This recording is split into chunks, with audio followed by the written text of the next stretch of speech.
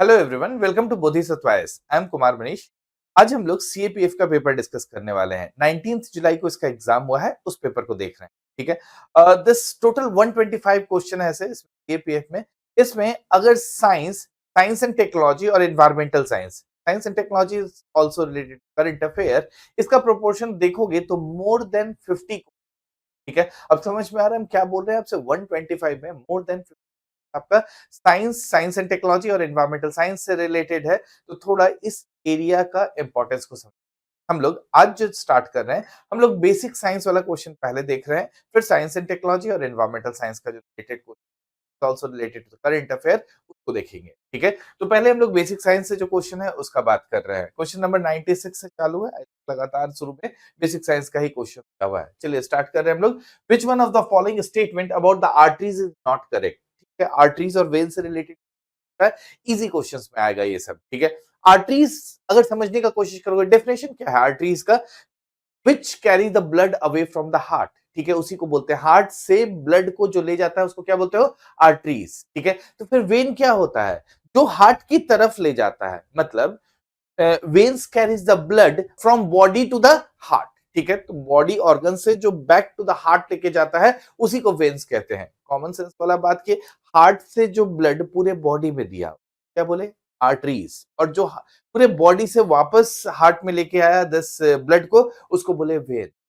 ये common sense इसलिए बोले कि यहां से काफी कुछ अपने आप क्लियर हो जाएगा। कैसे? जैसे प्रेशर किस में ज्यादा रहता होगा? आर्टरीज। कम किस में रहता होगा? वेन्स। ठीक है, तो जब आप स्फाइग्मोमैनोमीटर, जो ब्लड प्रेशर का मशीन होता है उसको स्फाइग्मोमैनोमीटर बोलते हैं, उसका यूज करके जो ब्लड प्रेशर मेजर करते हो, और जो ब्लड प्रेशर आता है कितना? This is 120/80। कितना आता है जी? This is 120/80।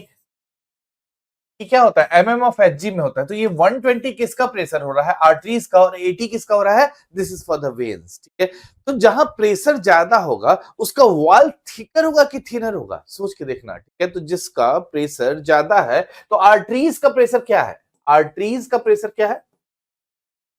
120। ठीक है, आर्टरीज का प्रेशर क्या है? 120। तो वॉल मतलब उसका जो सरफेस वॉल होगा वो थिकर होगा कि थिनर? प्रेशर ज्यादा होगा। ठीक है, तो वही बात हम लोग बस बेसिक का बात किए। ठीक है, और उसी से क्वेश्चन भी बन जाएगा। ठीक है, पहले एक आंसर पे ही पहले देख लो, बाकी स्टेटमेंट हम बात करते हैं। Arteries is not correct. ठीक है, कौन सा सही नहीं है इसमें देखोगे तो इसका आंसर एक्चुअली डी है। Arteries have the thinnest wall. Actually क्या होना चाहिए? This should be thickest wall. ठीक है, अगर थिनर और थिकर में पूछ रहा है तो यहां क्या लिखना चाहिए इसको? तो फिर thicker, thickest wall, thickest wall among any other blood vessels. सबसे ज्यादा मजबूत किसका होता है? जो बेसिक कंसेप्ट से हम लोग बात, ये स्टेटमेंट गलत हो गया। अच्छा, थीनेस्ट किसका होता है? कैपिलरीज का होता है। थीनेस्ट किसका होता है? कैपिलरीज का होता है। बाकी जो स्टेटमेंट दिया है सही है, फिर भी एक बार देख लीजिए। The inner lining is made up of squamous endothelium. ठीक है, स्क्यूमस टिश्यू का आप जानते हैं, दिस इज फ्लैट स्मूथ। जब हम लोग टिश्यूज का बात करते हैं तब हम लोग बोलते हैं स्क्यूमस एपिथेलियम है। उसी के लिए एपिथेलियम के लिए जब वर्ड एक्चुअली इनर वेसल्स का बात कर रहा है, इसलिए वर्ड यूज किया है इंडोथेलियम। ठीक है, सही बात है। जब मतलब वेसल्स, ब्लड वेसल्स के अंदर का बात कर रहा है तो इसको क्या वर्ड यूज कर रहा है? Endothelium. This is correct. The middle layer is made up of smooth muscles and the elastic fibers. This is also correct. ठीक है, because वही उसी के कारण elasticity रहता है, blood vessels में elasticity है। This is because of the middle layer. The outer layer is made up of the fibrous connective tissue with the collagen fiber. This is also correct. ठीक है, तो ये तीनों स्टेटमेंट आर्टरीज के बारे में करेक्ट है। ये तीनों स्टेटमेंट आर्टरीज के बारे में सही है। ठीक है, तो गलत क्या हो गया? दिस इज सिंपल है, ऑप्शन में ही डायरेक्ट दिया हुआ था, तो उसको। चलिए next question. Question number 97. Which one of the following effect best explains the high partial pressure of carbon dioxide causing hemoglobin to release oxygen in actively respiring tissues? Okay?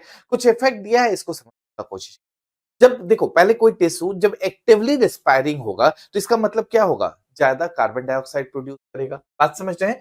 Actively respiring tissue जो होगा वो क्या करेगा? More will produce. तो CO2 का amount ज्यादा produce होगा। जैसे ही CO2 का अमाउंट ज्यादा प्रोड्यूस होगा तो H प्लस आयन बेसिकली बढ़ेगा। इसका मतलब H प्लस आयन का बढ़ना यानी मोर H+ion बढ़ना यानी मोर H+ion, इसका मतलब क्या है? pH विल लोअर, ठीक है? तो इसका मतलब H+ बढ़ेगा, इसका मतलब लोअर pH। एसिडिक मीडियम हो रहा है, एसिडिक मीडियम हो रहा है, पीएच लोअर हो रहा है। एक्चुअली ये जो कंडीशन होता है, ये हेमोग्लोबिन का दिस ऑक्सीजन की तरफ जो एफिनिटी है, हेमोग्लोबिन का ऑक्सीजन की तरफ जो एफिनिटी है, उसको कम कर देता है। ठीक है, बात समझे? Actively respiring tissues more carbon dioxide release करेगा, मोर कार्बन डाइऑक्साइड रिलीज करेगा, इसके कारण आप देखोगे H+ion बढ़ रहा है, जिसका मतलब पीएच घट रहा है। ठीक है, और ये जब सिचुएशन आता है तो हेमोग्लोबिन का एफिनिटी टुवर्ड्स द ऑक्सीजन कम हो जाता है।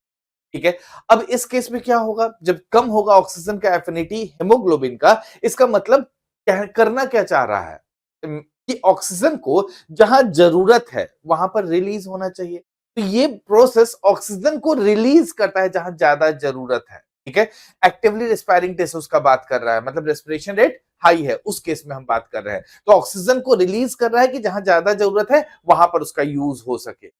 इस प्रोसेस को हम लोग बोर इफेक्ट कहते हैं, इस प्रोसेस को हम लोग बोर इफेक्ट कहते हैं। ठीक है, बाकी प्रोसेस का भी बात देख लेते हैं। तो ये समझ में आ गया कि हम लोग बेसिकली बोर इफेक्ट का बात कर रहे हैं फॉर द एक्टिवली रिस्पायरिंग टिश्यू। इसमें क्या हो रहा है? दिस कार्बन डाइऑक्साइड का अमाउंट बढ़ रहा है, जिसके कारण H+ion बढ़ रहा है। H+ion बढ़ रहा है यानी पीएच कम हो रहा है, और ये जो कंडीशन है, हेमोग्लोबिन का एफिनिटी टुवर्ड्स द ऑक्सीजन को कम करता है, ताकि ऑक्सीजन बाकी जगह जहां जरूरत है वहां पर यूज हो सके। इसी को हम लोग बोलते हैं बोर इफेक्ट। ठीक है ना? चलो पहला एक बार देख लो, ऑप्शन क्या है? हैलिडेन इफेक्ट। ठीक है, हैलिडेन इफेक्ट एक्चुअली हम लोग oxygenation of blood in lungs का बात करते हैं। ठीक है, oxygenation of blood in lungs का बात करते हैं। ठीक है, जैसे ही ऑक्सीजनेशन ब्लड लंग्स में प्रमोट होता है, मतलब बढ़ता है, इस केस में कार्बन डाइऑक्साइड हेमोग्लोबिन से रिलीज हो जाता है। कार्बन डाइऑक्साइड हेमोग्लोबिन जैसे अगर ट्रांसपोर्ट कर रहे हैं, उसमें कार्बन डाइऑक्साइड है, तो वो उससे रिलीज हो जाता है। इस प्रोसेस को हेल्डन इफेक्ट बोलते हैं। बात समझ के आ गए? कुछ नहीं, हम बेसिकली आपसे बोले कि बेसिकली जो ऑक्सीजनेशन का प्रोसेस है लंग्स में, तो उस प्रोसेस में बेसिकली कार्बन डाइऑक्साइड रिलीज हो जाता है हेमोग्लोबिन। ठीक है, हेमोग्लोबिन से रिलीज हो जाता है। तो ये बेसिक एक प्रोसेस है कि हेमोग्लोबिन से कार्बन डाइऑक्साइड को रिलीज करने का, इसी को हम लोग हेल्डेन इफेक्ट बोलते हैं। इसी को हेल्डेन इफेक्ट बोलते हैं। एलील इफेक्ट आप सुने होंगे, इकोलॉजी में हम लोग बात करते हैं। ठीक है, एलील। ठीक है, ईगल इफेक्ट एक्चुअली में दिस माइक्रोबायोलॉजी से रिलेटेड फिनोमेना है, उसका बात हो रहा हूं। ठीक है, चलिए next question. Question number 98, which one of the following statement about xylem vessel in the plant is not correct? अच्छा ठीक है, क्वेश्चन तो डिस्कस करेंगे। एक बात समझिए, कल भी एक पेपर डिस्कस किया था, रिसर्च ऑफिसर वाला, बीपीएससी कंडक्ट कराया था। समझिए, जाइलम फ्लोएम से रिलेटेड क्वेश्चन था।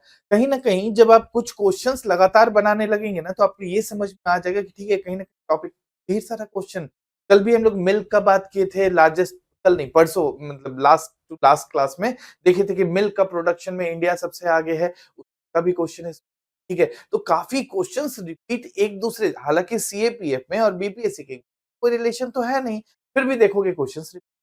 ठीक है, तो जो रीसेंट एग्जाम्स हो रहा है उसका क्वेश्चन आपको ऐसे भी बनाना चाहिए। इनफैक्ट करंट अफेयर वाला एरिया और जो बेसिक क्वेश्चंस है वो हमेशा सेम चल रहा होता है। तो जाइलम फ्लोएम से रिलेटेड उसमें भी पूछा था, कल भी क्वेश्चन में हम डिटेल डिस्कस किए थे जाइलम फ्लोएम में, आज भी देख लें।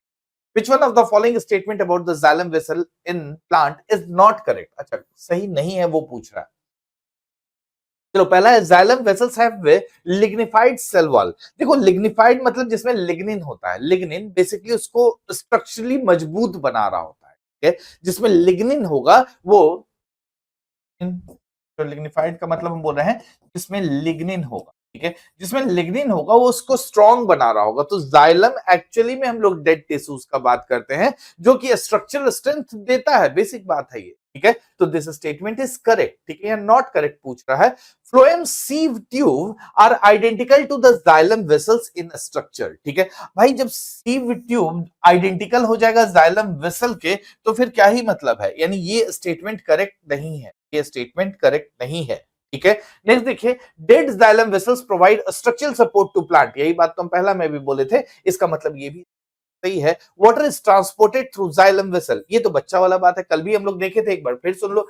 वाटर और मिनरल फूड ट्रांसपोर्ट का बात करते हैं। जाइलम में हम लोग एक्स कटकुट को देखे थे, जहां कटकुट आया इसका मतलब वन वे ट्रांसपोर्ट याद किए थे, one way, one way transport. One way transport मतलब एक ही तरफ से हो रहा है, नीचे से ऊपर जाएगा या ऊपर से नीचे, तो हम लोग नीचे से ऊपर जाने का बात कर रहे हैं। बेसिकली नीचे से ऊपर क्या जाता है, सॉइल से बेसिकली वाटर और मिनरल, ठीक है, तो ये जाइलम का काम है। वहीं फ्लोएम जो है फूड को ट्रांसपोर्ट करता है, फूड, ठीक है, फूड कहां बन रहा है, लीफ बन रहा है, ठीक है, फूड और न्यूट्रिएंट एक ही बात हो रहा है, ठीक है, तो न्यूट्रिएंट और फूड उसको ट्रांसपोर्ट करता है, तो वो टू वे ट्रांसपोर्ट का बात कर सकते हैं, वन वे ट्रांसपोर्ट से ऐसे करके हम लोग याद रखें, ठीक है। जाइलम का ही टिश्यू बेसिकली जैसे जो ये डेड टिश्यूज होता है वो रिंग का फॉर्मेशन करता है, इसी को आप उसी रिंग को पढ़ के हम लोग एज भी निकाल देते हैं, उस एज निकालने वाले प्रोसेस को क्या बोलते हैं हम लोग, डेंड्रोक्रोनोलॉजी,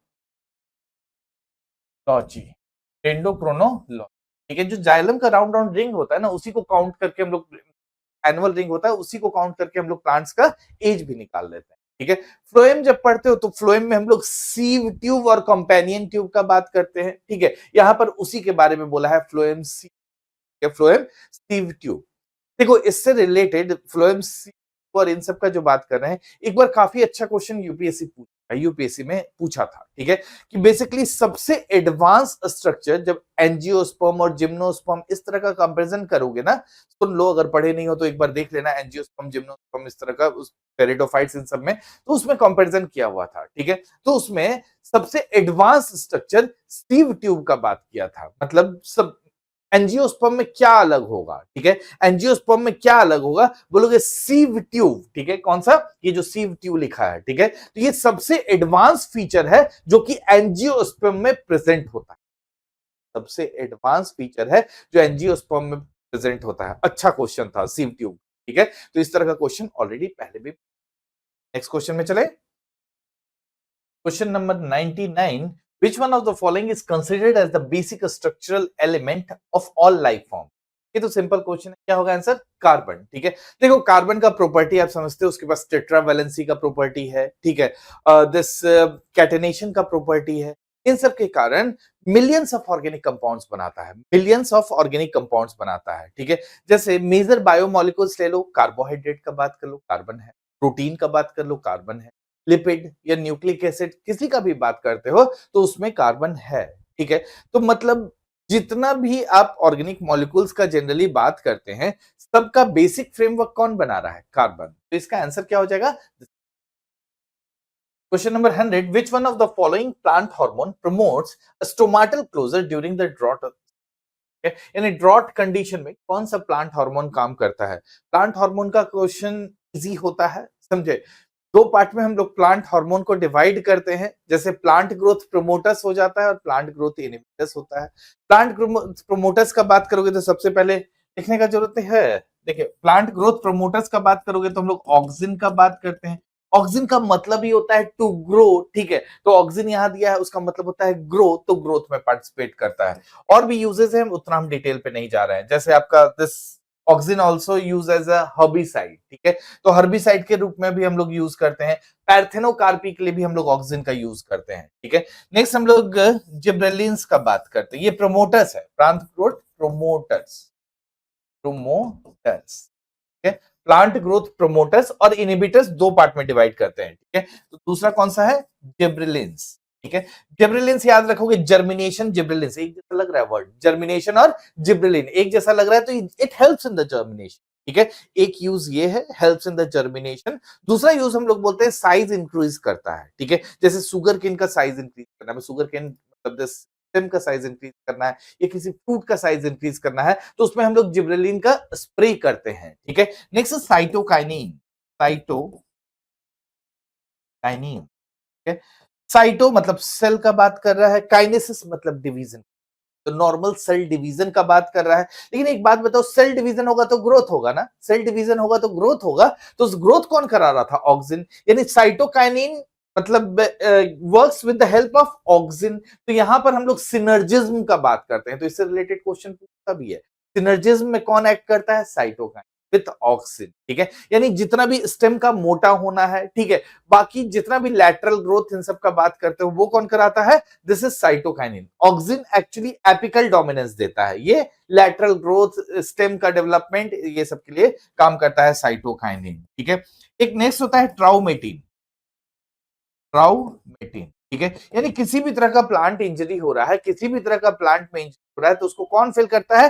ट्राउमेटिन, ठीक है। तो ट्राउमेटिन, ट्रोमा से याद रख लेना, ट्रोमा किसी भी तरह का, ट्रोमा वर्ड उससे रिलेट नहीं हो रहा है, वर्ड को हम लोग तोड़ रहे हैं याद रखने के लिए। ट्राउमेटिन से क्या रिलेट कर सकते हो? जैसे किसी भी तरह का इंजरी हो रहा है, प्लांट इंजरी, तो उसमें कौन सा हार्मोन हेल्प करता है? ट्राउमेटिन, ठीक है। एक और होता है कौन सा? फ्लोरिजेन।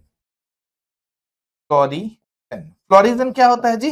जो फ्लावरिंग में हेल्प करता है, नाम से ही लग रहा है फ्लोरिजेन मतलब फ्लावरिंग में हेल्प करता है, उसी को फ्लोरिजेन बोलते हैं हम लोग, ठीक है। तो ये है प्लांट ग्रोथ प्रोमोटर्स। एक और होता है plant growth inhibitors. Inhibitors, plant growth inhibitors में पहला नाम हम लोग लेते हैं एब्सिसिक एसिड का, एब्सिसिक एसिड, और यही आंसर भी हो जाएगा, ठीक है। This is abscisic acid, abscisic acid का, ठीक है। तो एब्सिथिक एसिड क्या होता है? ये प्लांट ग्रोथ इनहिबिटर्स में आता है, ठीक है। ये ड्रॉट सिचुएशन, ये स्टोमाटा को क्लोज कर देता है। स्टोमाटा का क्लोज करना मतलब समझ लो कि बेसिकली फोटोसिंथेसिस।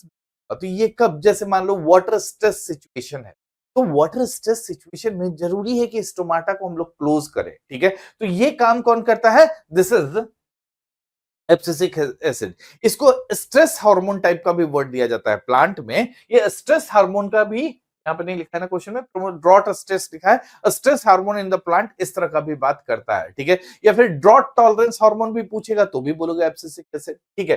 नेक्स्ट एक होता है इथाइलिन। इथाइलिन तो जानते हो, this is for ethylene, this is for fruit ripening बोल सकते हो। The only hormone which is gases form, ठीक है। तो एकमात्र हार्मोन जो गैसेस फॉर्म में है वो इथाइलिन है, वो फ्रूट राइपनिंग में हेल्प करता है। तो ये बेसिक था, इतना ही जनरली आपको जानना भी है, हार्मोन पढ़ते भी इतना।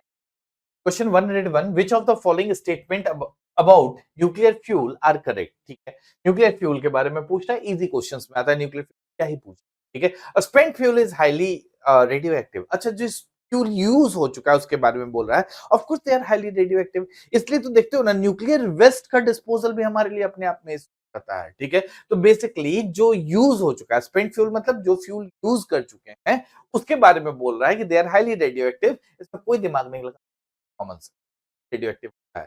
Fuel has to be enriched, बात सही है। देखो, एक्चुअली में यूरेनियम, यूरेनियम जो सुनते हो, इसमें मेजरली हम लोग दो कंपोजिशन का बात करते हैं। एक होता है U-238, है, दूसरा U-235। जो U-238 होता है, ये मोर देन 99% होता है, मोर देन 99, और ये लेस देन 1% होता है। अगर ग्लोबल एवरेज का बात करोगे तो दिस इज 0.7%। मतलब बता दे रहे हैं आपको, जस्ट जान के रखिए कि ग्लोबल एवरेज का बात करोगे तो बेसिकली इसका एवरेज परसेंटेज क्या है U-235 का? This is less than 0.1%, that is 0.7% आपका आसपास इसका ग्लोबल एवरेज आता है। इसका मतलब समझो कितना कम अमाउंट होता है U-235। तो एक्चुअली में दो तरह का न्यूक्लियर रिएक्टर होता है, जिसमें एक तो होता है जिसमें नेचुरल नेचुरल यूरेनियम हम लोग, ठीक है। तो उसमें कम परसेंटेज U-235 जो होता है उसका भी यूज हो सकता है, ठीक है। दूसरा इनरिच्ड यूरेनियम यूज, इनरिच में अप टू 5%, ये भी याद रखना, ठीक है। इनरिचमेंट में अप टू 5% हम लोग U-235 को इनरिच करके यूज करते हैं, ठीक है। अगर तुम 5% से ज्यादा कर रहे हो इनरिचमेंट, इनरिचमेंट मतलब समझ रहे हो ना, U-235 का परसेंटेज बढ़ा रहे हैं, U-235 का परसेंटेज बढ़ा रहे हैं, ठीक है। अगर परसेंटेज ज्यादा बढ़ा रहे हो U-235 का, तो क्या मतलब है? इसका मतलब है कहीं ना कहीं आप न्यूक्लियर वेपन की तरफ मूव कर रहे हैं, ठीक है। और बेसिकली न्यूक्लियर वेपन में हम लोग 90%, अब बताओ एक बात सोच के देखना, मान लो कोई यूरेनियम है जिसमें 20% इनरिच है। 20% इनरिच का मतलब क्या हो गया? जिसमें U-235 का रेशियो क्या हुआ? 20%, ठीक है। U-238 80%, ये हुआ, ठीक है। तो हम पूछ रहे हैं कि क्यों है?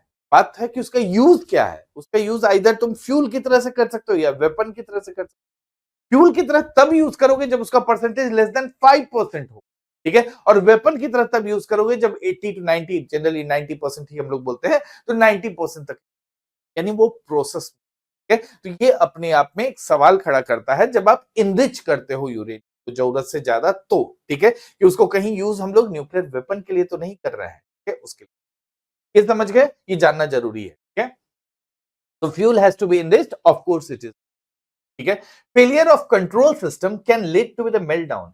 भाई इसमें क्या है, सही बात है, कंट्रोल सिस्टम फेल हो जाएगा तो मेल्ट डाउन हो जाएगा। फुकुशिमा डिजास्टर सुने हो, चेरनोबिल डिजास्टर सुने हो, ठीक है, तो ये क्या है, दिस इज मेल्ट डाउन, मतलब दिस इज कंट्रोल सिस्टम का फेलियर ही तो है। ठीक है, तो इसका मतलब क्या हो गया, आंसर इसमें 1 2 एंड 3। चलिए इसमें मैच करना है, मैच कर लेते हैं। इस दिया हुआ है, एक बायोलॉजिकल मॉलिक्यूल्स है, दूसरा फंक्शनल प्रॉपर्टी का बात कर रहा है। ठीक है भाई, चलो इंसुलिन का बात कर रहा है। इंसुलिन ग्लूकोज के लेवल को डाउन करता है, controls the concentration of glucose in the blood. ठीक है, इंसुलिन के बारे में आप जानते हैं, इंसुलिन रिलीज कहां से होता है, पैनक्रियाज से रिलीज होता है। पैनक्रियाज में जानते हैं कि अल्फा बीटा और डेल्टा सेल्स का बात करते हैं, तो वहीं बीटा सेल्स कहां से, beta cells islets of Langerhans. ठीक है, beta cells islets of Langerhans, इससे है। इंसुलिन में जिंक होता है, इंसुलिन में जिंक होता है, याद रखिए। ठीक है, तो ये सब बेसिक बात है, पता होना चाहिए। Next is haemoglobin. हेमोग्लोबिन का काम क्या है, ऑक्सीजन कैरी करना। ऑक्सीजन कैरी करना यानी ऑप्शन क्या हो गया यहाँ पर, सी। ठीक है, next is amino acids. Amino acid क्या है, this is the monomer of protein, this is the monomer of protein. ठीक है, this is the monomer of protein, this is monomer unit of protein, बिल्कुल सही है। कोलेस्ट्रॉल, कोलेस्ट्रॉल का problem तो आप जानते हैं, सर्कुलेटरी सिस्टम में बात करेंगे हम लोग। एक ही ऑप्शन भी बचा हुआ है, high concentration link to the circulatory system disease, इसी को हम लोग क्या बोलते हैं, दिस इज कोलेस्ट्रॉल हो जाना। ठीक है, कोलेस्ट्रॉल हो जाना, कोलेस्ट्रॉल ज्यादा होना प्रॉब्लम है जी, कोलेस्ट्रॉल ऐसा नहीं है जितना निगेटिव सोचते हो।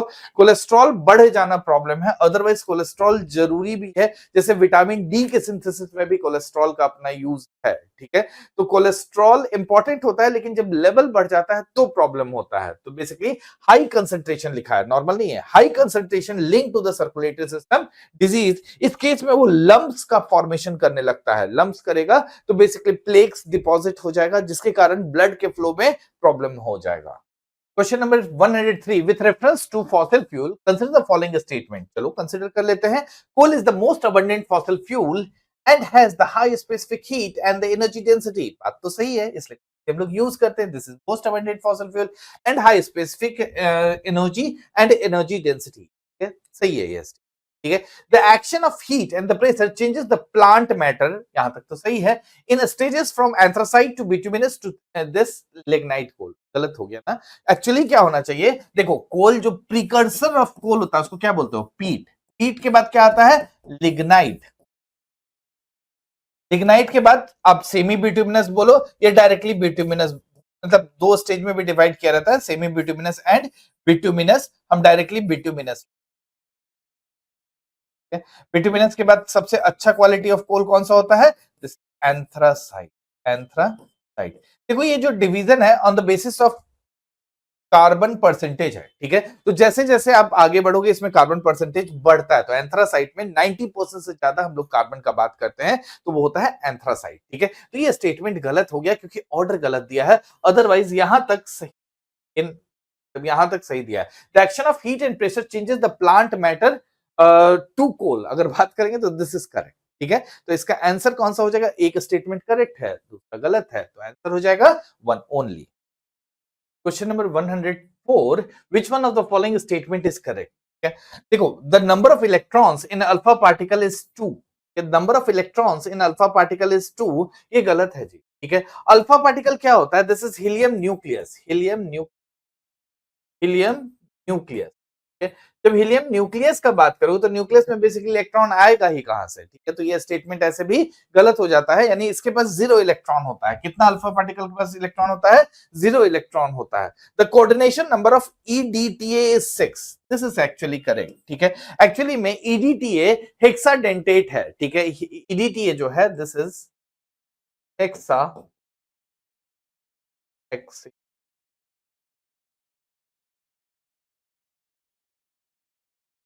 ठीक है, ये बेसिकली हेक्साडेंटेट जो होता है 2 नाइट्रोजन एटम और 4 ऑक्सीजन एटम से बाइंड करता है। 2 नाइट्रोजन एटम, समझ रहे हो मेरा बात, 2 नाइट्रोजन और 4 ऑक्सीजन एटम से बाइंड करता है, ऑक्सीजन एटम से बाइंड करता है, ठीक है। तो टोटल इसका मतलब देखोगे तो दिस कोऑर्डिनेशन नंबर कितना आ जाएगा, दिस इज 6, ठीक है। तो टोटल कोऑर्डिनेशन नंबर, टोटल मतलब कोऑर्डिनेशन नंबर यहां पर कितना बन जा रहा है, दिस इज 6, ठीक है। क्योंकि टोटल डोनर एटम कितना हो रहा है यहाँ पर 6, तो कोऑर्डिनेशन नंबर क्या हो जाएगा, दिस इज 6, ठीक है।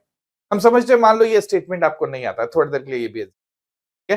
फिर भी देखो, the charge of the beta particle is +2, नहीं जी, बीटा पार्टिकल मतलब फास्ट मूविंग इलेक्ट्रॉन होता है और उसका चार्ज क्या होता है, दिस इज -1। तो ये तो स्टेटमेंट बेसिक है, ये भी जानते हो। Both carbon and the silicon forms ionic compound, भाई ये दोनों ही कोवेलेंट कंपाउंड बनाता है, ठीक है। ये दोनों ही मतलब ये तो आयोनिक का बात ही नहीं होता है कार्बन और सिलिकॉन में, इसमें किसका बात होता है, दिस इज कोवैलेंट कंपाउंड, ठीक है। तो एटलीस्ट ये 3 जो स्टेटमेंट दिया है ना, काफी सिंपल दिया है, ठीक है। अगर आप हेक्साडेंटेट के बारे में नहीं भी जानते हैं कि ये बेसिकली बाइंड के लिए 2 नाइट्रोजन और 4 ऑक्सीजन एटम से बाइंड करता है, तो ये बेसिकली कोई खास दिक्कत नहीं है, आप समझ सकते हैं कि ये तीनों स्टेटमेंट बाकी बच्चा जैसा स्टेटमेंट है, तो ये सही हो जाए। चलिए ठीक है ना, चलिए नेक्स्ट क्वेश्चन देखें। चलिए नेक्स्ट क्वेश्चन देख ले रहे हैं, मैच करना है, मैच लिस्ट 1 लिस्ट 2 मैच कर लेते हैं।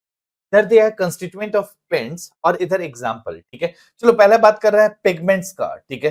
तो पिगमेंट्स में कौन सा हो जाएगा जी, दिस इज जिंक ऑक्साइड, सही तो दिया है पहला पहला सामने, ठीक है। तो पिगमेंट्स में किसको ले लेते हैं हम लोग, zinc oxide. Zinc oxide generally pigment की तरह, पिगमेंट मतलब समझ रहे हो ना, जो कलर देता है, ठीक है। या फिर पिगमेंट हम लोग यूज करते हैं फॉर द ओपेसिटी ऑल्सो, ठीक है। इनफैक्ट कोरोजन रेसिस्टेंस के लिए भी आप यूज करते हो। तो पिगमेंट्स बेसिकली कलर के लिए बात करते हैं, लेकिन यहाँ पर जिंक ऑक्साइड का काम समझो क्या दे रहा है, कलर देता है। दिस ओपेसिटी का हम आपसे बात कर रहे हैं, कोरोजन रेसिस्टेंस का बात कर रहे हैं, इस तरह का बात हम लोग यूज करते हैं जिंक ऑक्साइड, ठीक है। इनफैक्ट अगर टाइटेनियम डाइऑक्साइड भी दिया रहता, टाइटेनियम डाइऑक्साइड भी दिया रहता, तो वो भी पिगमेंट की तरह यूज करते हैं, ठीक। और दिस डाई एग्जाम्पल ही देख रहे हैं तो और एक दो देख लिया जाए, है ना जी, ठीक है। फिर एक्सटेंडर, ठीक है। एक्सटेंडर कौन सा है, चाइना क्ले। एक्सटेंडर कौन सा है, चाइना क्ले। अच्छा एक्सटेंडर होता क्या है एग्जैक्टली, एक्सटेंडर क्या है, समझो कि बेसिकली टेक्सचर इंप्रूव करना है, टेक्सचर इंप्रूव करना है, तो आप क्या मिक्स करते हो, दैट इज एक्सटेंडर यूज करते हो, ठीक है। टेक्सचर इंप्रूव हो रहा है, ड्यूरेबिलिटी का भी बात कर सकते हो, तो उनसे आप एक्सटेंडर यूज करते हो, दैट इज चाइना क्ले उसका एग्जांपल है, ठीक है। इनफैक्ट टैल्क जानते हो ना, ठीक है। और टैल्क, ठीक है, that can also be used as a extender, ठीक है। नेक्स्ट इज थिनर, ठीक है। थिनर जानते हो कि हम लोग पेंट वेंट में मिलाते हैं ना, थिनर थिन करने का काम आता है, ठीक है। ये कौन सा हो जाएगा, दिस इज टर्पेनिटाइन, ठीक है। This is turpentine. टर्पेंटाइन को हम लोग थिनर की तरह यूज करते हैं। थिनर क्यों डालते हैं पेंट में, बेसिकली पेंट बहुत ज्यादा विस्कस हो सकता है, तो उसका विस्कोसिटी को कम करने के लिए आप क्या है, थीन करने के लिए, उसका विस्कोसिटी को थीन करने के लिए क्या यूज कर रहे हैं, दिस इज थिनर यूज कर रहे हैं, ठीक है। तो उस तरह का बात हम लोग करते हैं। ड्रायर में हम लोग क्या यूज कर सकते हैं जी, दिस इज नेफ्थिनेट, दिस इज नेफ्थिनेट, ठीक है। ड्रायर की तरह में हम लोग क्या यूज कर सकते हैं, नेफ्थिनेट, ठीक है। ड्रायर क्या होता है, विच एसलरेट्स ड्राइंग, ठीक है। तो बेसिकली ड्राइंग प्रोसेस को जो इंप्रूव करता है उसी को हम लोग ड्रायर बोलते हैं, ठीक है। जैसे इसमें बहुत तरह का नेफ्थिनेट हम लोग यूज कर सकते हैं, you can use like cobalt का, लेड का, तो मतलब कोबाल्ट नेफ्थिनेट और लेड नेफ्थिनेट, इन सब का हम लोग यूज कर सकते हैं। चलिए नेक्स्ट चलते हैं। This is renewable source of energy, चलो इजी क्वेश्चन है, ठीक है। आज के लिए रहने देते हैं, कल हम लोग नेक्स्ट क्लास में आगे की, ठीक है। तो चलिए, थैंक यू।